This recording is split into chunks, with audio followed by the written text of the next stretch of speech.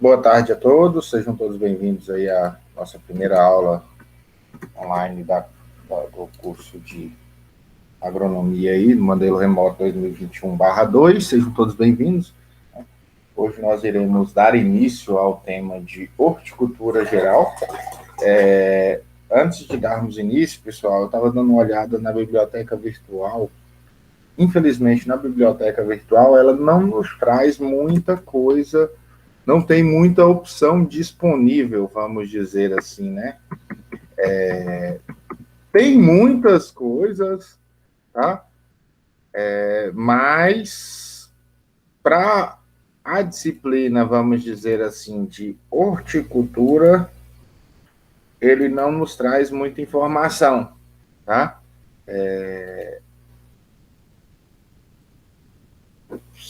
Deixa eu só um outro propagação.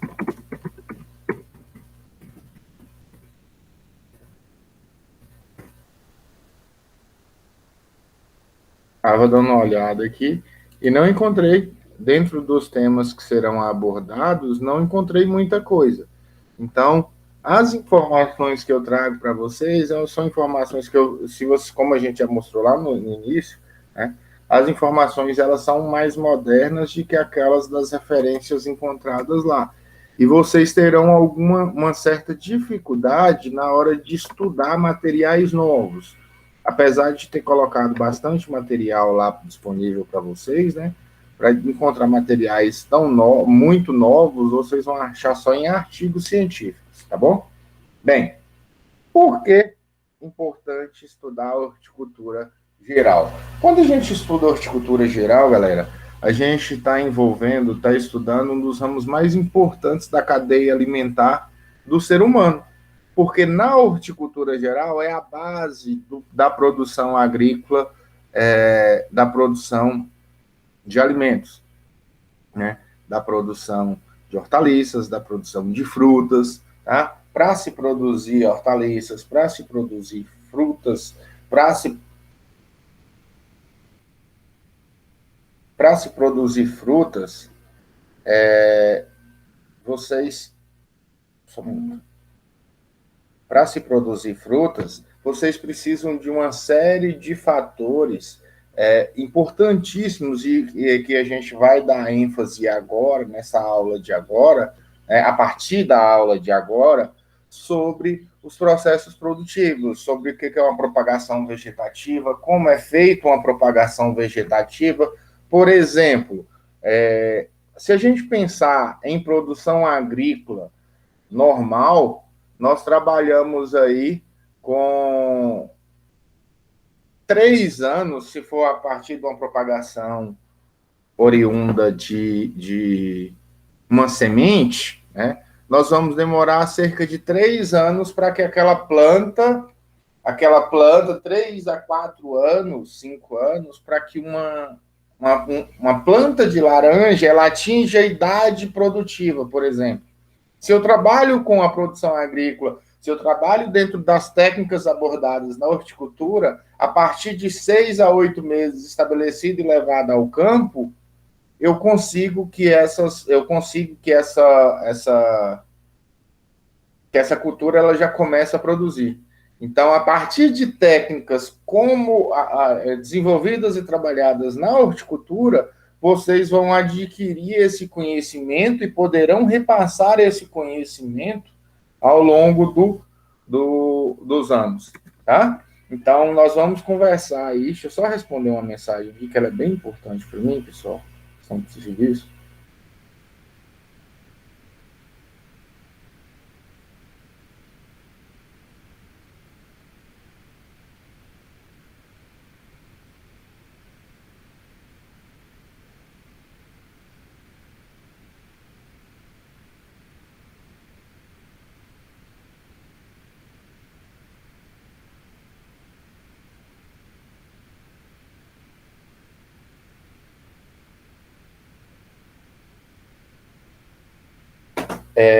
E quando a gente fala de horticultura, é um termo bastante antigo, né?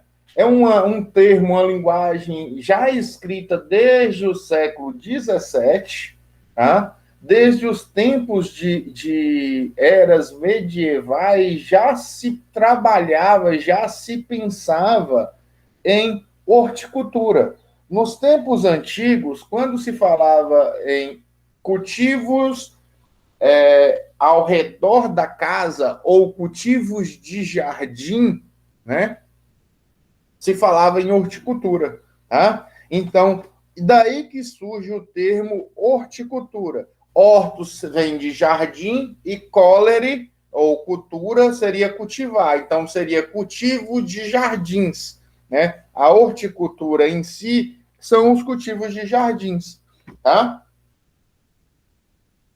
Eram aqueles cultivos que geralmente eram relacionados às mulheres, porque naquele tempo os homens eles tinham outras profissões e geralmente essas profissões, essa profissão, entre aspas, de cultivo, era relacionado às mulheres daquela época, onde cultivavam próximo aos castelos ou próximo às suas casas, né?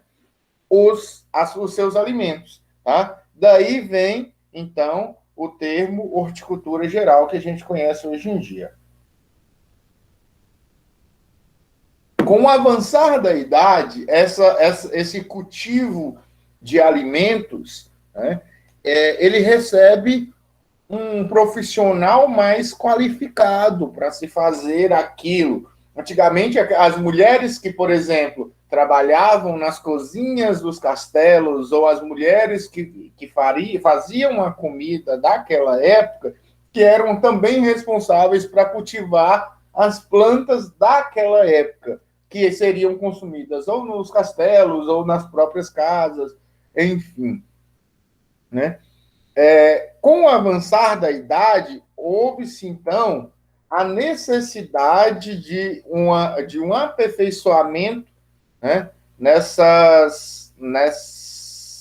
produção, vamos dizer assim, esses alimentos. Então, teve-se, então, um profissional especializado que era responsável por por cultivar os alimentos, né? Os alimentos que seriam destinados à alimentação ali das populações. Com o avançar da idade, com o avançar do tempo, que há um aumento das populações aí, há essa necessidade desse profissional. E essa necessidade desse profissional que produz, né, tanto os vegetais quanto os animais, antigamente eram atribuídas ao engenheiro agrônomo. Na verdade, não se chamava engenheiro agrônomo ainda, ou agrônomo. Tá? Era um profissional que era responsável pelo cultivo dos vegetais e pela condução dos animais também, que seriam utilizados ali para alimentar as famílias. Tá? Com o avançar da necessidade, há também uma demanda, pessoal, por estudar muito mais além do que se sabia, né? Essa tal de horticultura, né? Desse produzir alimentos ali. Né? A demanda por alimentos ela aumentou em grande escala e surge então a ciência da agronomia, né? Que é o conjunto da ciência e dos princípios que regem a prática da agricultura. Ela reúne simultaneamente várias ciências, ciências exatas, ciências naturais, ciências econômicas, ciências sociais. Tá? Então, quando a gente estuda agronomia, hoje vocês, aí a grande maioria de vocês deve estar próximo ao quinto, sexto semestre, por aí, que estão fazendo horticultura, provavelmente devem estar nessa época aí, né? Então, quando a gente fala disso, né, quando a gente fala de agronomia, provavelmente vocês estudaram fisiologia vegetal, creio que já estudaram fisiologia vegetal, né? Morfologia vegetal, tá? são importantes, são disciplinas importantes para vocês? Vocês acham que são disciplinas importantes para vocês formarem no curso de agronomia? Sim. Sim? Só sim? Por que sim? Por que eu preciso estudar fisiologia dentro do curso de agronomia?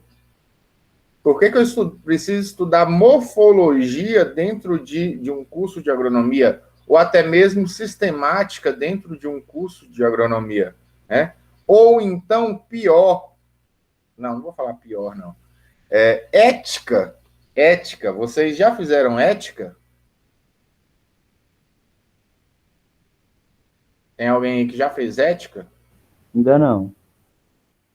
Em outros cursos, em outros campos, talvez receba um nome diferente,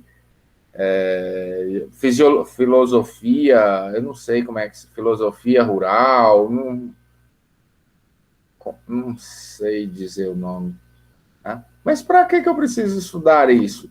Se a agronomia é a ciência que eu vou estudar as plantas, mas eu preciso estudar isso, pessoal, porque eu preciso conviver com pessoas, eu preciso trabalhar com pessoas, eu preciso entender o que as pessoas querem, eu preciso entender a situação. Então, por isso que a gente estuda agronomia. Né? Não é só estudar a planta em si. Tá? Eu preciso estudar o clima da região para que, a partir do clima da região ali, você consiga, a partir do estudo do clima da região, você consiga, então,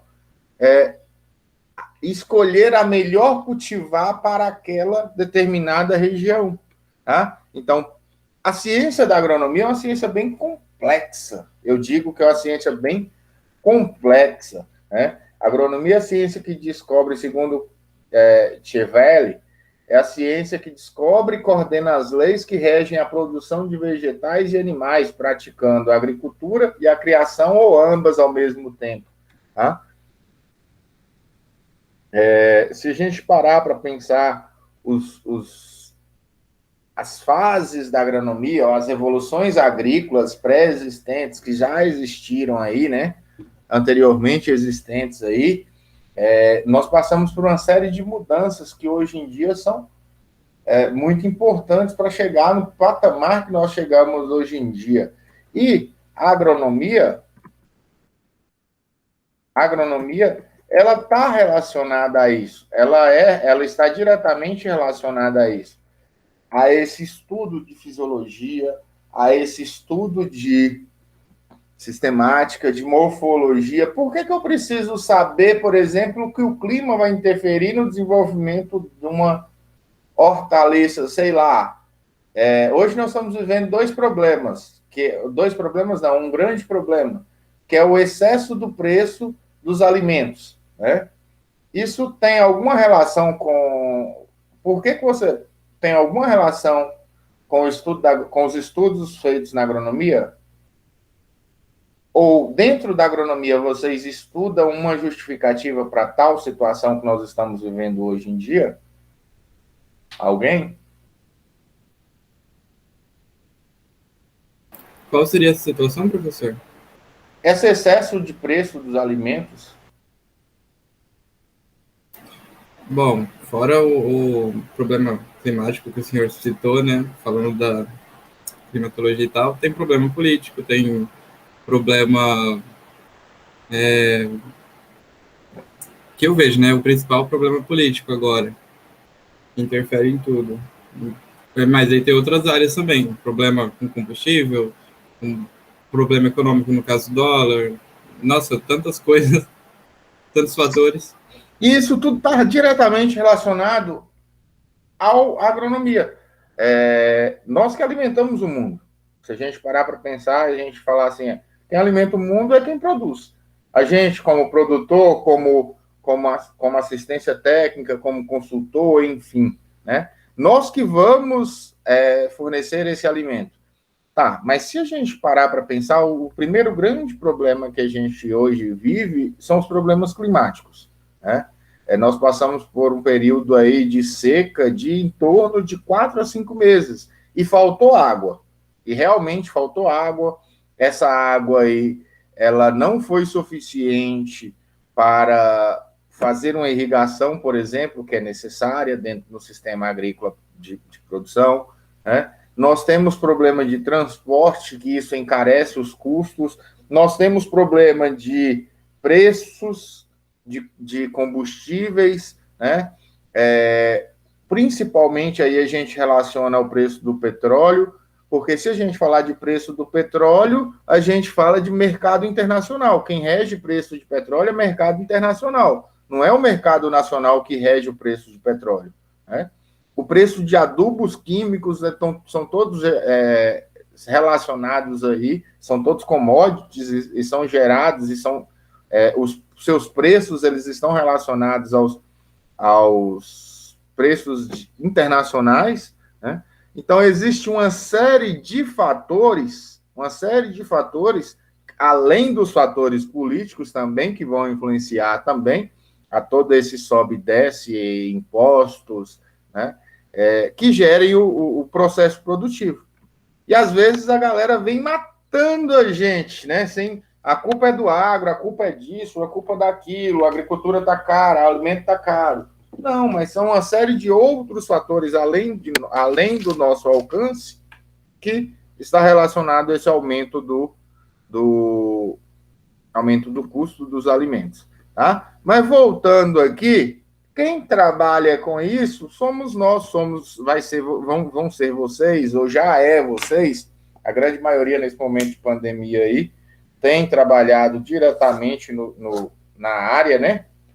Tem ido ao campo, tem feito estágio, arrumou serviço aí no campo e vem trabalhando com as diversas áreas da agronomia, desde aquelas de produção de produção vegetal, a produção, por exemplo, de madeira, né? O engenheiro agrônomo também é um cara capaz de trabalhar em relação à produção de madeira, tá? Eles são capazes, e também na produção de animais, né? Na produção de bovinos, na produção de caprinos, na produção de equinos, eu não diria, mas também é capaz de alimentar, né? Na produção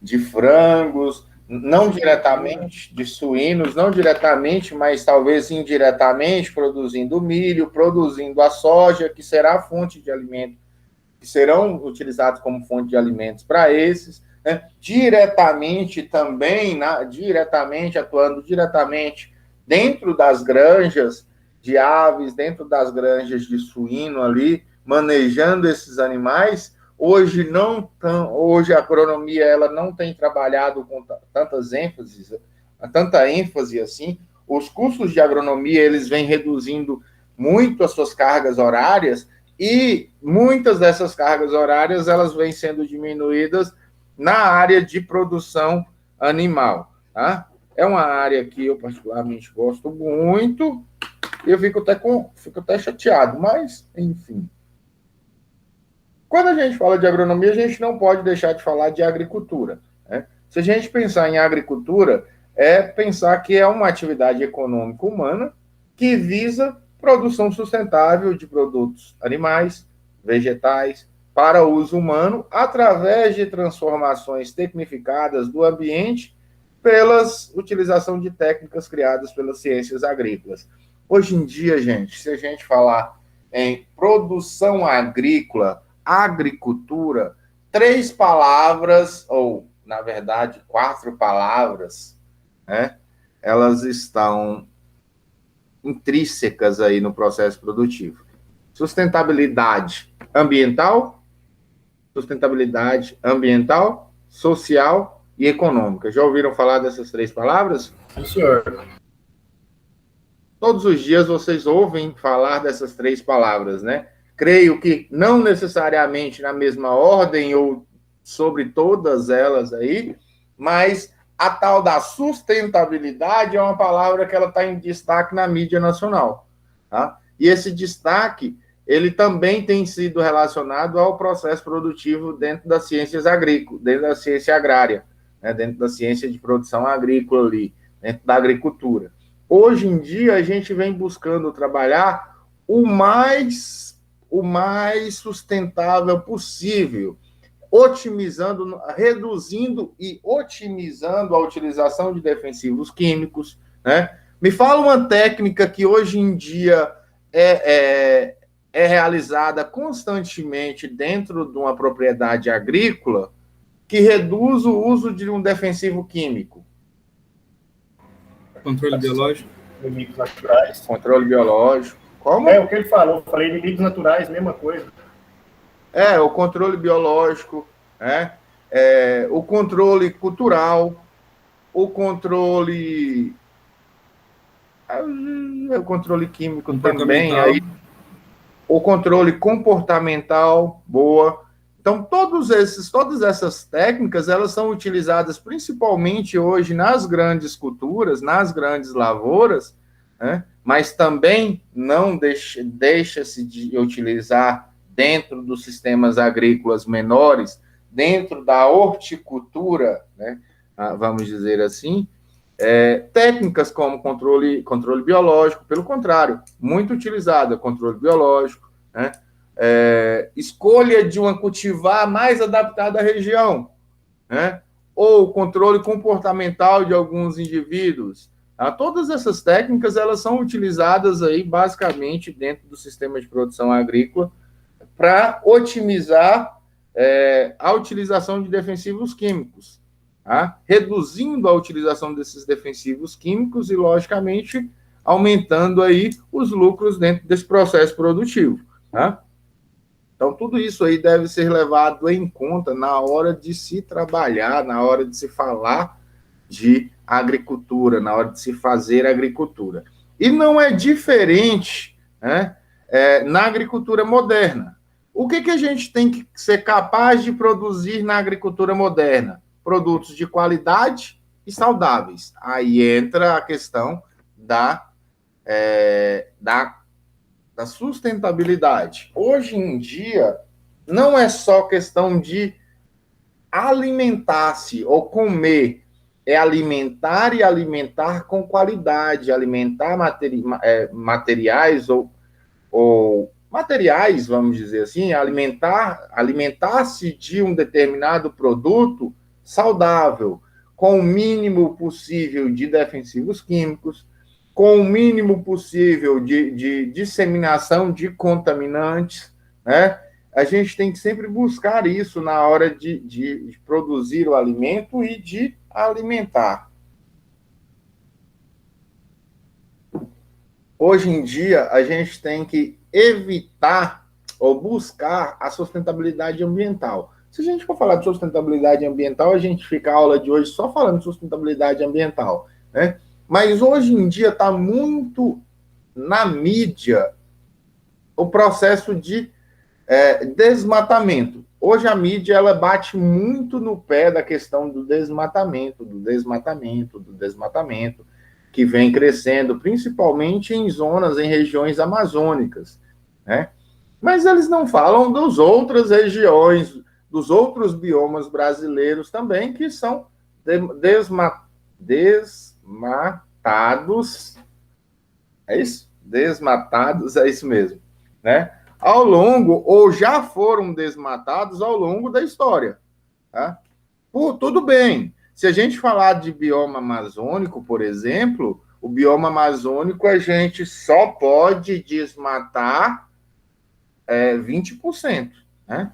A gente só pode desmatar 20%, enquanto que os outros biomas brasileiros, a gente pode desmatar 80%, né? Conservar apenas 20%. Mas qual a diferença que tem da Mata Atlântica para a floresta amazônica? Me diz aí. Tem alguma diferença da Mata Atlântica para a floresta amazônica? De importância, acredito que não, né? Cada um tem a sua importância. Só que aí o que o povo fala é que na Amazônia tem os minerais, né, abaixo do solo lá, que geram interesse. Não, Lucas, tem uma grande diferença. Ah, A Mata Atlântica, ela está localizada nos estados de São Paulo, Bahia, Rio de Janeiro, Espírito Santo, que são regiões que já foram totalmente desmatadas. A floresta amazônica não foi desmatada. Então, eu não posso, eu não quero, eu tenho que falar mal de onde está sendo feito. Eu não posso falar do que já foi feito errado aqui, né? Porque se fosse para conservaríamos a Mata Atlântica, por exemplo, que nosso bioma da Mata Atlântica está todo reservado em mínimas áreas existentes hoje em dia.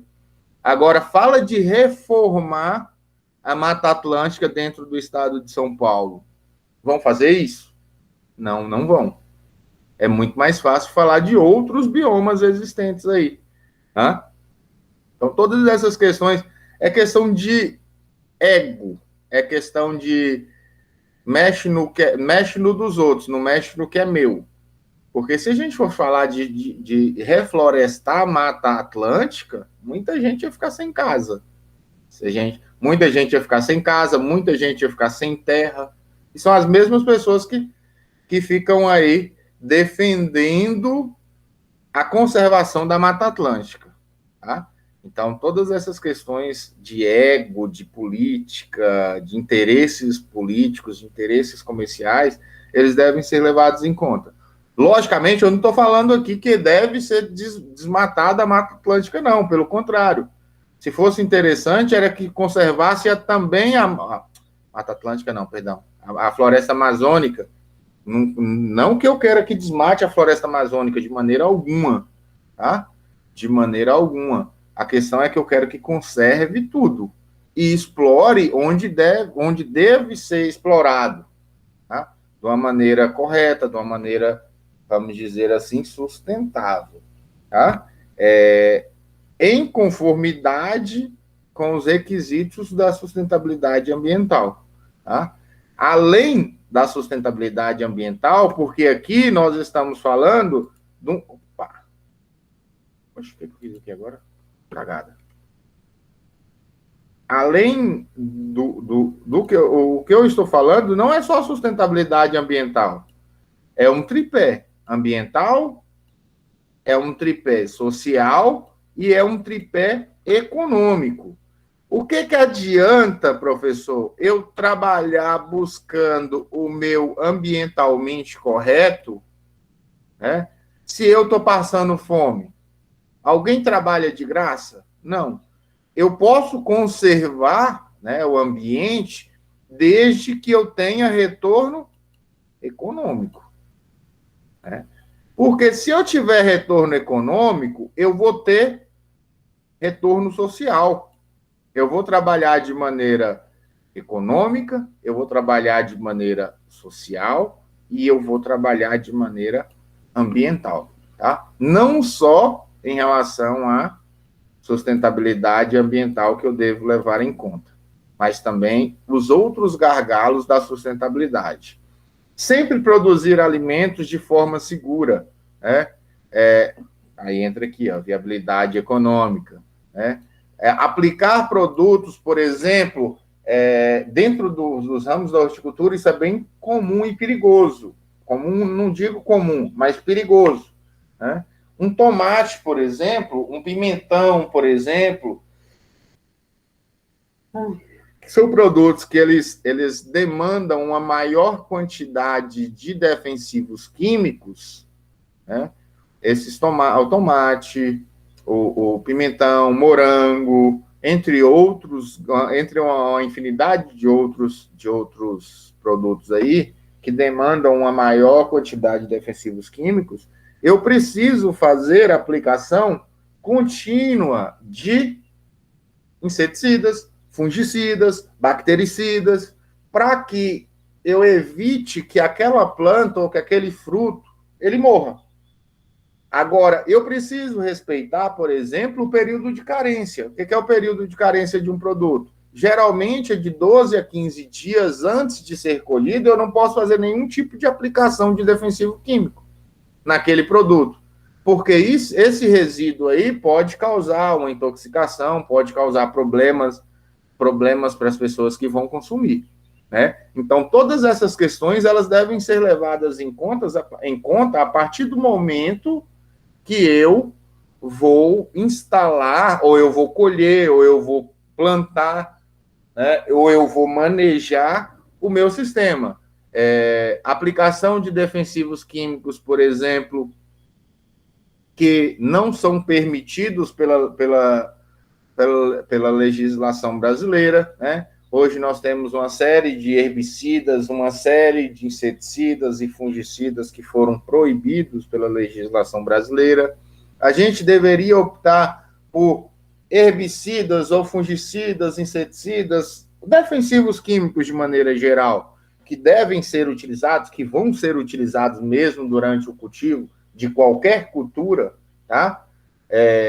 Esses defensivos, eles são utilizados quando necessário, tá? A gente tem que optar por defensivos que ele tem ação sobre aquela cultura, ou sobre aqueles insetos que atacam aquela cultura, e não um de ação total, porque dentro de uma propriedade agrícola, ou dentro de um agroecossistema, ou dentro daquele ecossistema, vamos dizer ali, que é aquele cultivo, né? Nós temos insetos que são considerados pragas a partir do momento que ele causa dano econômico, e insetos que são considerados inimigos naturais, ou insetos que são considerados amigos do produtor rural, porque eles vão estar atacando esses que causam, eles vão estar combatendo ou se alimentando desses que causam aí, né, problemas econômicos para dentro da minha propriedade. Então, eu tenho que se atentar a isso, tá? Então, eu tenho que utilizar tecnologias não agressivas ao meio ambiente e à saúde humana. Hoje em dia é muito bom falar isso, é muito fácil falar isso, né? Hoje em dia existem uma infinidade de tecnologias que vêm surgindo no mercado, tá? Com o intuito de auxiliar a esse produtor, né? Reduzindo a aplicação de defensivos, por exemplo, numa colheita de soja. A utilização do pano de batida é uma técnica muito simples que é utilizada pela maioria dos produtores para se fazer a contagem de possíveis inimigos, possíveis pragas ou problemas ali relacionados a pragas. Se não tiver naquela quantidade, então não há necessidade de eu fazer a aplicação de um defensivo, tá? Então, todas essas e outras tecnologias, por exemplo, a rotação de cultura. Qual a importância de uma rotação de cultura dentro do sistema de produção agrícola? Eu posso quebrar o ciclo de uma determinada doença, eu posso quebrar o ciclo de uma determinada praga, tá? Então, todas essas tecnologias que a gente considera elas não agressivas, né, elas devem e são utilizadas hoje em dia, vale ressaltar que elas são utilizadas hoje em dia no processo produtivo de alimentos, tá? E isso, quem agradece é a nossa saúde, porque esses alimentos, eles têm cada vez menos defensivos químicos ali. Eu não estou falando que os defensivos químicos causam ou podem causar qualquer mal à saúde humana, tá? Isso eu não li nenhum estudo que fale hoje em dia que os defensivos químicos eles causam problemas para a saúde humana, tá? Eu nunca vi falar isso. Porém, algumas pessoas apontam aí que esses defensivos químicos possam estar relacionados com uma série de doenças que acometem aí os homens, inclusive o câncer, né? Inclusive o câncer, hipertensão, entre outras doenças aí cardiovasculares que a gente tem, além de doenças psicotróficas, se eu não estou enganado o nome da doença, por exemplo, uma depressão, tá? Não existe comprovação científica, existem boatos aí que falam, que alegam essas afirmações, tá bom? Bem, dando continuidade, tranquilo? Tranquilo, professor. Dando continuidade aí, nós, dentro dos ramos da agricultura, da agricultura, nós temos a horticultura, né? A horticultura é um dos ramos da fitotecnia, porque dentro da agronomia nós temos vários ramos. Nós temos a produção animal e nós temos a produção vegetal. A produção vegetal ela é subdividida em fitotecnia, né? A fitotecnia que vai estudar a produção de madeira, fitotecnia que vai estudar grandes culturas como soja, milho, algodão, a fitotecnia que estuda outras culturas, por exemplo, cana, mandioca, arroz, feijão, e dentro da fitotecnia aqueles ramos que estudam as frutas, as as plantas medicinais, as olerícolas, e esses ramos aí, e a esses ramos nós concentramos e chamamos eles de horticultura. O conceito moderno de horticultura faz que ele se ache atualmente dividido em 6 ramos, que hoje em dia eles estão acrescentando mais um ramo aí a esse ramo da horticultura, né? 6 ramos bem distintos aí. Cada um desses ramos ele é constituído por plantas que possuem características bem específicas, né? Seja suas características físico-químicas da planta em si, ou seja, pela sua importância econômica.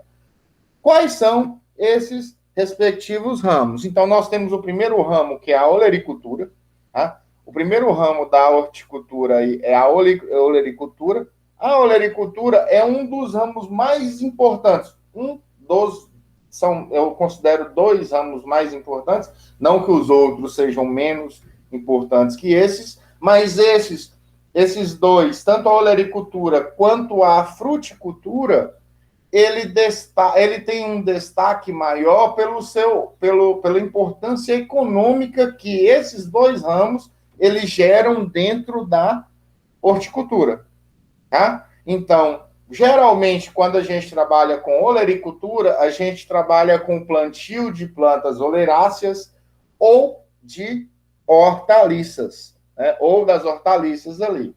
É um ramo de exploração de grande importância econômica, como eu já disse, e tem uma característica específica da olericultura, que é o seu caráter intensivo. Quando se trabalha com olericultura, se trabalha com plantas de ciclo relativamente curtos, né? De ciclos relativamente curtos e de cultivos intensivos, repetitivos. Existe uma rotação de culturas dentro de uma determinada área muito intensa. Então, dentro de um ano, por exemplo, dentro de uma pequena área, eu consigo fazer vários ciclos de várias culturas ao longo de um ano, desde que você tenha condições, né, ideais para que você cultive essas olerícolas ali. Tá bom? Tranquilo? Beleza. Aqui, algumas imagens de algumas olerícolas. Professor, quais são as olerícolas existentes? Milhares, né? Nós temos olerícolas folhosas, nós temos olerícolas do tipo bulbo, nós temos olerícolas do tipo tubetes, nós temos olerícolas do tipo raiz, nós temos olerícolas do tipo caule, nós temos olerícolas do tipo fruto, tá? Nós temos olerícolas do tipo folhas. Então, são imensas. Vocês não vão aqui dentro do curso de horticultura, nós não vamos estudar especificamente nenhuma olerícola. Vocês vão estudar as olerícolas quando vocês forem fazer com o professor Adalberto o estudo da olericultura. Aí vocês vão estudar tomate, vocês devem estudar batata, enfim, alface, as diversas culturas pré-existentes aí. Tá bom? Tranquilo? Beleza. Show de bola, vamos lá. Bem, Fruticultura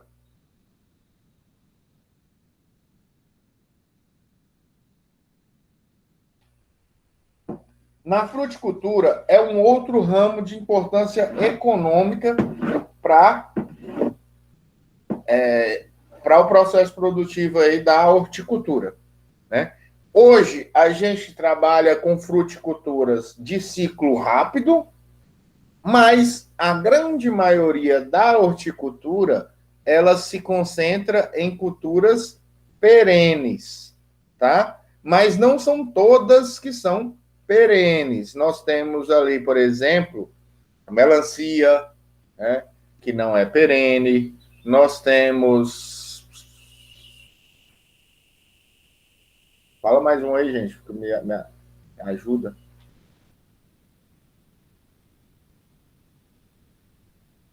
Eu diria que o morango, mas o morango ele é cultivado, ele é perene, sim. Alguém está lembrado de alguma fruta aí que não é perene? Pior que agora não parece nenhuma na cabeça.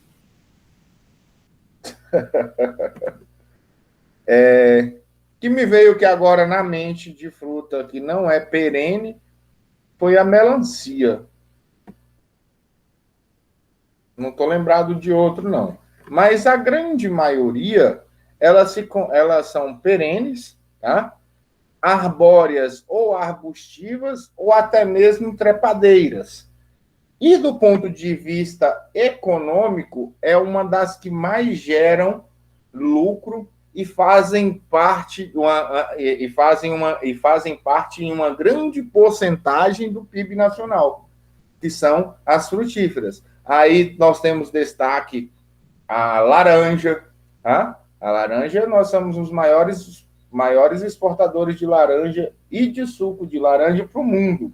Isso gera-se uma lucratividade muito grande aí para o Brasil, tá? Por isso que ela é bastante importante do ponto de vista econômico. Uma outra característica da fruticultura é que ela tem uma característica extensiva. Ela se trabalha em áreas, geralmente em áreas maiores, igual ou maiores que 5 hectares, né? De 5 a 20 hectares. Geralmente é trabalhado aí, é concentrado as áreas de produção de olerícolas de frutíferas. Geralmente, a grande maioria das propriedades rurais que trabalham com frutíferas, geralmente eles trabalham com propriedades de 5 a 20 hectares. Tá? Na produção de olerícolas, menores que 5 hectares. Tá? Na produção de olerícolas, áreas menores que 5 hectares. Tem propriedades maiores que 5 hectares que trabalham com frutíferas, que trabalham com olerícolas, professor? Tem. Geralmente, essas propriedades elas são propriedades mais tecnificadas, tá?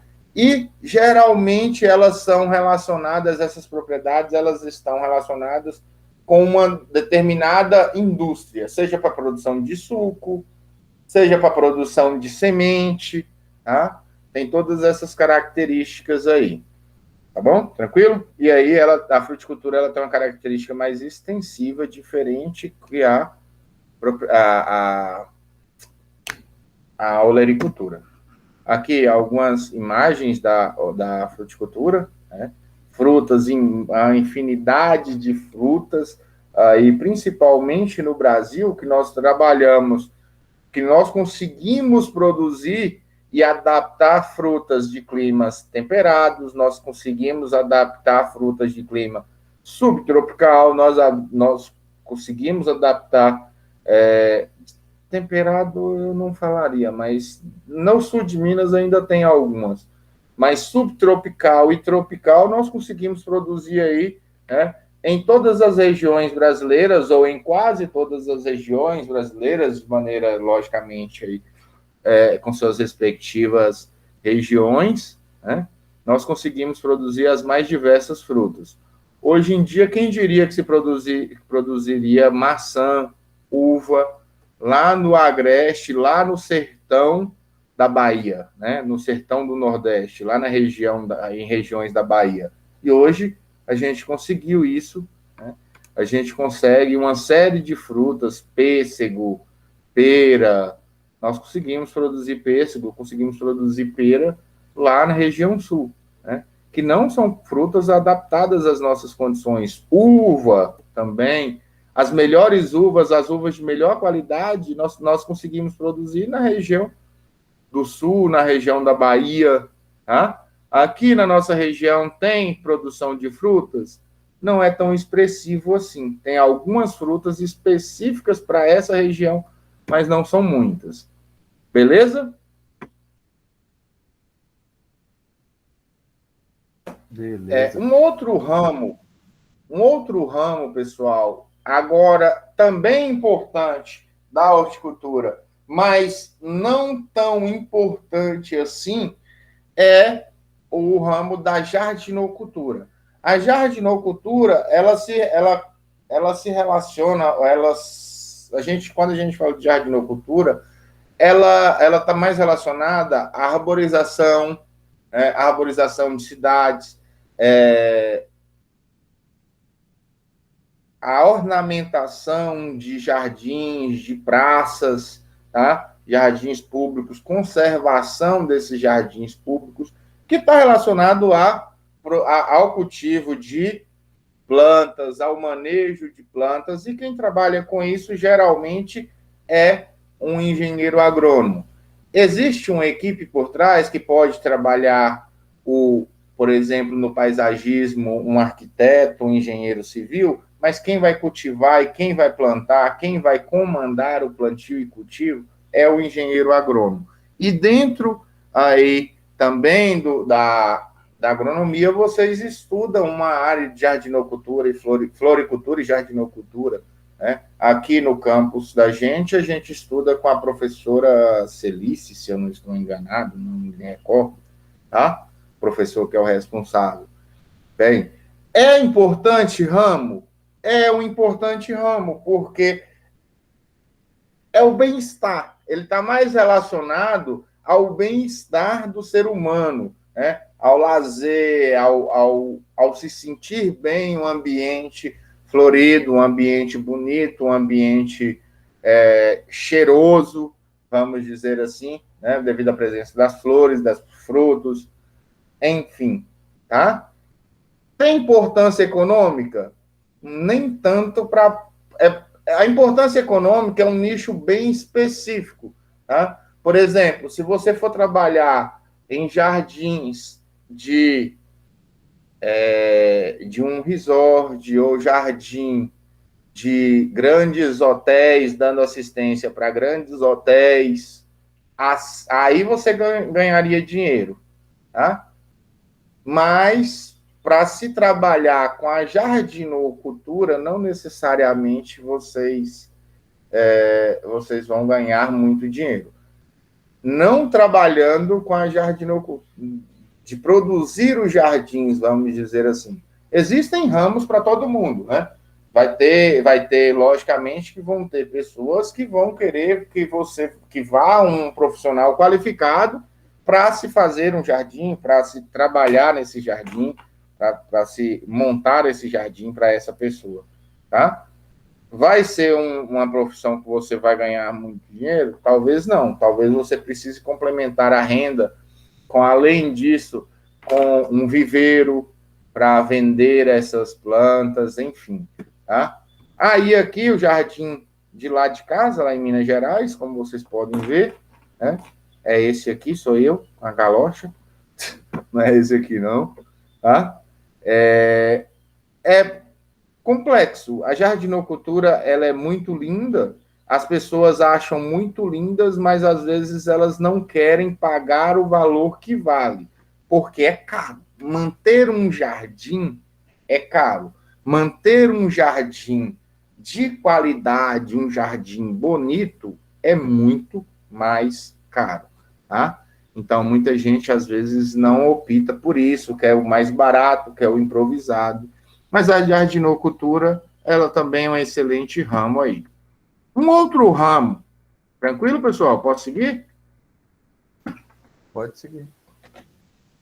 Um outro ramo que é muito importante é a floricultura.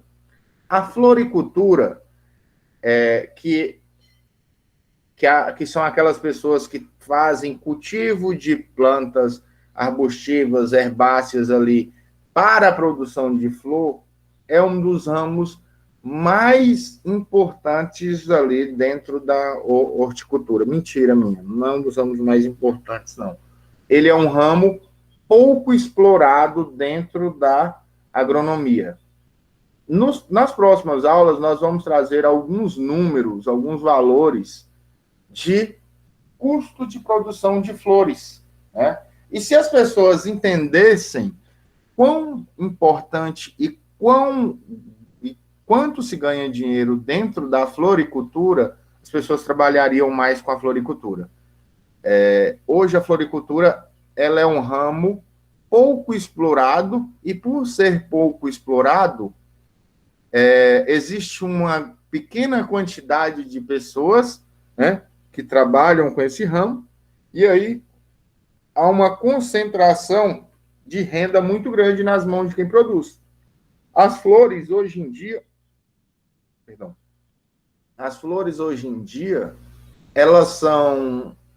geralmente, elas são trabalhadas e vendidas em leilões, e quem pagar mais leva as flores, tá? Em algumas poucas cidades brasileiras que faz esse cultivo de flores para comercialização e venda aí. E é um ramo que dá muito dinheiro para quem trabalha com a floricultura. Professor, se dá tanto dinheiro assim, por que pouca gente faz? Porque é um ramo extremamente complexo. Vamos dizer assim, a data de validade das flores é muito curto. Então, ela vai exigir uma série de situações para que ela se mantenha estável e viva, para chegar àquele mercado, àquele nicho, por exemplo, um carro refrigerado. Tá? Essa é uma das exigências aqui. Apesar de ser um ramo bastante interessante, no Brasil ainda a exploração e comercialização de flores, ele deixa a desejar muito aí, aquém do que se poderia ser comercializado em outros países. A gente vai mostrar alguns números aí, deixa eu ver aqui.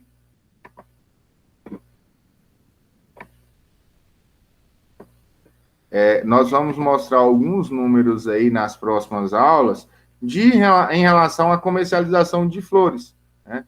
Que ainda é muito baixa aí a comercialização de flores no Brasil quando comparada a outros países aí. O outro ramo é a vivericultura, né? A vivericultura, ela se resume ao cultivo de mudas, tá? Ao cultivo de mudas e plantas para serem comercializados nos outros ramos. Por exemplo, na olericultura, por exemplo, na fruticultura, por exemplo, na floricultura. Tá? Então, na vivericultura, as pessoas, eles comercializam ali as mudas para serem produzidas, para serem comercializadas posteriormente para serem produzidas na olericultura. Tá bom? Aqui é a produção de mudas, por exemplo, de limão, produção de mudas de laranja, tá? São espécies aí que são bastante utilizadas aí, que são produzidas na vivericultura. É um ramo também pouco explorado, um ramo bastante interessante, que dá bastante dinheiro, mas pouco explorado, porque exige uma série de normas para se vender as mudas. e hoje em dia a venda de mudas ela é feita meio que clandestinamente, né? De maneira aleatória por uma série de viveristas aí não qualificados. E isso aí dificulta o processo produtivo de mudas por empresas idôneas, tá? Tranquilo? Um outro ramo é o cultivo de ervas medicinais e condimentares, tá? Quando a gente fala de cultivo de ervas medicinais e ervas condimentares, teria um outro ramo posteriormente, que é o cultivo de cogumelos, que hoje vem ganhando destaque no Brasil. Tá? Existe esse outro ramo aí do cultivo de cogumelos. Mas o cultivo de ervas medicinais e condimentares é um cultivo ainda muito aquém do que poderia ser explorado dentro do processo de produção pelo engenheiro agrônomo. Sabe por que eu falo? Deixa eu perguntar aqui para a Luana. Luana e o Alan. Estão por aí? Eu tô. Oi? Luana e Alan, vocês consumiram, eu vou falar alguns produtos aqui. Vocês, hoje, possivelmente, vocês comeram ou pimenta do reino, ou coentro, ou salsa, ou orégano, ou açafrão, ou corante. Eu falei 6 aí elementos. Alguns desses elementos vocês consumiram hoje na dieta de vocês? Qualquer uma delas? Eu não. Acho que corante. Não comeu hoje? Comi arroz e bife e feijão. E você temperou o feijão com o quê? O feijão, não, o bife. Sal. É você que está cozinhando? É. É por isso, então. Bem provável. A Luana falou do corante.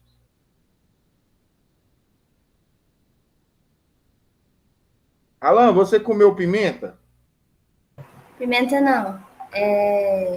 Tem outro tempero. Corante, né, que você falou? Aham. Pimenta do reino, não. Cominho, não. Açafrão, não. Açafrão. Açafrão, ó, já subiu para 2. Coentro, talvez? Não, coentro não. Coentro é ruim. Coentro é ruim. Salsa? Não. Também não. Só comeu arroz, feijão e carne. É. Eita, cadê a salada, gente? Cadê a salada, gente? Salada tinha. Gente, eu falo isso porque o ramo das culturas de ervas medicinais, o ramo das plantas condimentares, ele é um ramo que a gente consome ele diariamente. Ele está na mesa da gente todos os dias. Se não dizer que ele possa estar em quase todas as dietas da gente, né? Se você for consumir, por exemplo, um ovo mexido no café da manhã, você coloca uma pitada de pimenta do reino, no almoço você usa açafrão, na janta você usa açafrão, usa corante, usa a própria pimenta do reino, coentro, salsa, tá? Pimenta. Você vai beber final de semana, você vai beber um gin, você usa o anis, você usa a pimenta, a própria pimenta. Você vai usar, como é que é o nome daquele fininho que, nossa, fugiu o nome agora do fininho, que tempera carne de porco. Enfim, existe uma série de corantes, pessoal, de ervas medicinais, ervas condimentares, que nós utilizamos diariamente. Essas ervas, às vezes, elas são sempre produzidas por pequenas famílias, pequenos produtores, né? E que são comercializadas, às vezes, em pequena escala. Só que se você conseguir produzir e comercializar para uma indústria, geralmente em toda cidade também, ou na maioria das cidades, tem indústrias que beneficiam esses produtos, você consegue adquirir, com o conhecimento que você tem, você consegue adquirir bons resultados. Tá? Por que não? Por que então não se produz, professor, essas culturas? Porque as pessoas não têm conhecimento sobre essas culturas, tá? Sobre a importância que poderia ter dessas culturas. Vamos falar de algumas culturas que têm bastante importância e a gente não valoriza, nós, estudantes de agronomia, profissionais da área agrícola, não valorizamos, que são as ervas medicinais. Existem uma infinidade de plantas medicinais que são utilizadas diariamente na casa da gente, ou constantemente na casa da gente. Nós temos erva cidreira, né? Ou que em outros lugares a gente chama de capim-santo. Nós temos o orégano, que é utilizada quase que constantemente. Nós temos a hortelã, que também é utilizada, o próprio boldo.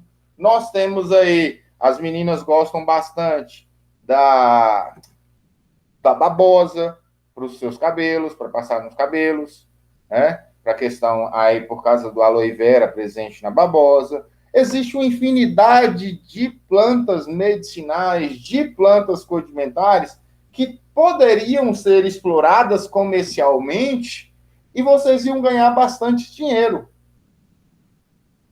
Desde que tivesse conhecimento para se trabalhar com essas determinadas culturas. Logicamente, respeitando e atendendo todas as demandas dessa determinada cultura. Beleza? Alguma dúvida?